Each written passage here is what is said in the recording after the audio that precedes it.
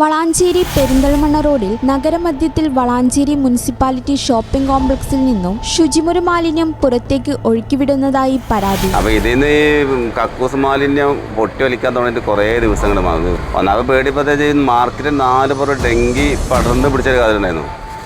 അപ്പോൾ അതൊക്കെ വ്യാപാരികളെ സംബന്ധിച്ച് ഭയങ്കര വിഷയമാണ്. അത് ഞങ്ങൾക്കൊക്കെ ഞങ്ങൾ രാവിലെ കൊണ്ട് വന്നാൽ വൈകുന്നേരം വരെ ഇവിടെ 8 മണി വരെയൊക്കെ പ്രവർത്തിക്കുന്ന ആൾക്കാരല്ലേ. വരുമ്പോൾ റോട്ടുമ്മക്ക് പരന്നൊഴുകാണ്.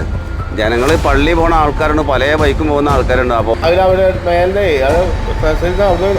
തോന്നുന്നുണ്ട്. വളാഞ്ചേരി നഗരസഭ ഷോപ്പിംഗ് കോംപ്ലക്സിൽ നിന്ന് ശുചിമുറി മാലിന്യം പുറത്തേക്ക് ഒഴുക്കിവിട്ട സംഭവത്തിൽ നഗരസഭയുടെ അടിയന്തര ഇടപെടൽ. ദുർഗന്ധം വമിക്കുന്ന മലിനജലം ഒഴുകിവരുന്നത് നഗരസഭ മുൻകൈയെടുത്ത് ഒഴിവാക്കി.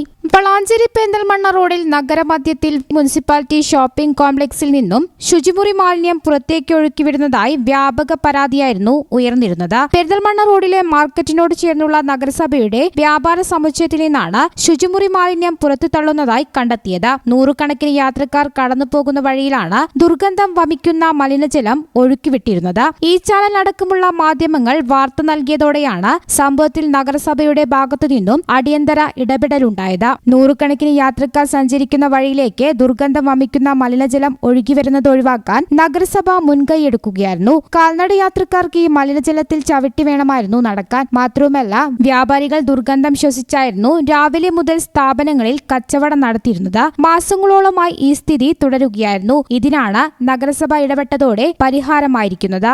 ഈ ചാനൽ ന്യൂസ് വളാഞ്ചേരി. ഏവർക്കും കവിത ഗോൾഡൻ ഡയമണ്ട്സിന്റെ ക്രിസ്മസ് ന്യൂ ഇയർ ആശംസകൾ.